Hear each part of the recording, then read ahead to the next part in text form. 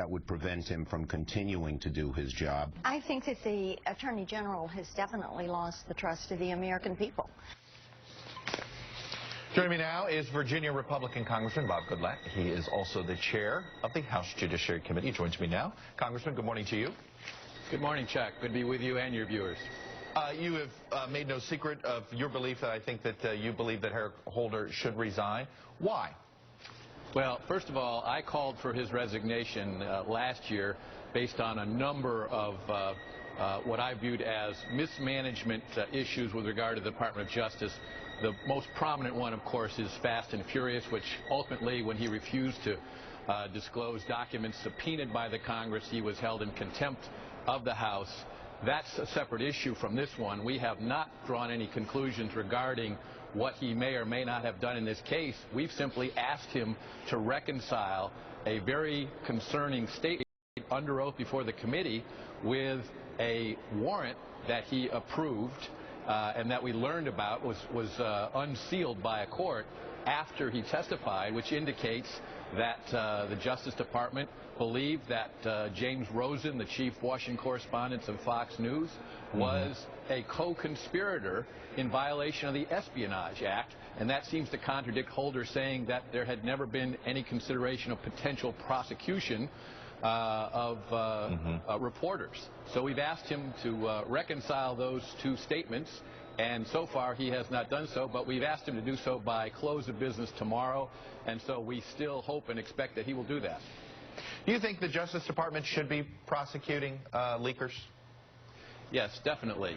The Justice Department needs to be examining leaks. They're a serious matter when they involve the national security of the country, and an investigation is certainly appropriate, but it has to be done within the rules. And with regard to investigating reporters, there are very specific guidelines within the department, and even matters in the Code of Federal Regulations and court decisions that all should guide the conduct of those investigations. And in both the Associated Press case and the Fox News case, it would appear that the department was overzealous and exceeded their authority, perhaps even misrepresenting to the court in the Rosen case that they had probable cause to believe he was a co-conspirator, but then telling us today or yesterday in a letter we received from the department that they never had any intention of prosecuting him. They even went so far in that case to tell the judge, the third judge they went to, by the way, to make sure that when they got the warrant it was sealed, that Mr. Rosen was considered to be a flight risk. Well, if there's no concern about prosecution, why would there be concern about a flight risk? I think there are a lot of questions that need to be answered here. I want to ask you about another topic that I know you're dealing with, and that is the issue of immigration reform. It seems as if the House is moving a lot slower than the Senate. Do you believe there will be a bipartisan House immigration bill that is separate and distinct from the Senate bill? Well, we are working very hard in the House on immigration reform. We believe we have a broken system. We are taking a step-by-step approach. We've now produced 4 bills in the House. We're going to introduce another one this week dealing with interior enforcement, which we think is one of the major flaws in the Senate bill. And so we will continue down that path. We are being very deliberative, but we are not viewing this as going too fast or too slow. We're viewing it as getting it right, not making the mistakes that were made the last time we did reform in 1986. But are you going to get a bill passed? It seems as if that it doesn't, from me sitting in the playing armchair quarterback, doesn't look like you guys are going to get a bill passed before even the August recess. What say you? I believe that we can do that, and we're working very hard to accomplish that. But again, it's more important to get it right than to meet any particular deadline.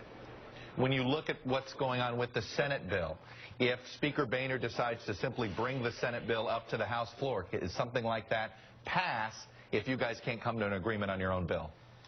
Well, we certainly hope that does not happen, and frankly, the Speaker and the other members of the Republican leadership and I joined together in putting out a release the week before last saying that we would not take up the Senate bill, that the House was going to act on legislation that we're going to move through the House, through regular order, through the Judiciary Committee, and the Homeland Security Committee, by the way, which has reported out the piece that they have, which deals with border security.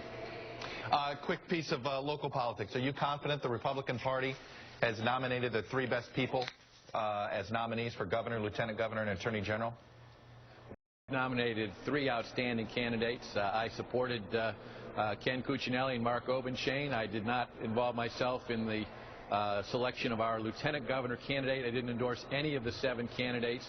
But I think E.W. Jackson is an individual who is a committed conservative and someone with great principle and an eloquent advocate for those points of view, and I support the ticket. Are you concerned that he would hurt Ken Cuccinelli's chances of winning the election? I think if the voters give each one of these candidates an opportunity to be heard on where they stand on the issues, they'll find that they reflect the values of a significant majority of Virginia voters. You didn't seem to answer that question directly. Should I read into anything on that? No, I think that campaigns have to evolve, and you have to see what happens with the campaign. But each one of these candidates deserves a chance to be heard by the voters, and if they do, I do not think any of them will hurt the ticket. Okay. Bob Goodlatte, Republican congressman from Virginia. Thanks for coming on this morning. Thank you, Chuck. Up next.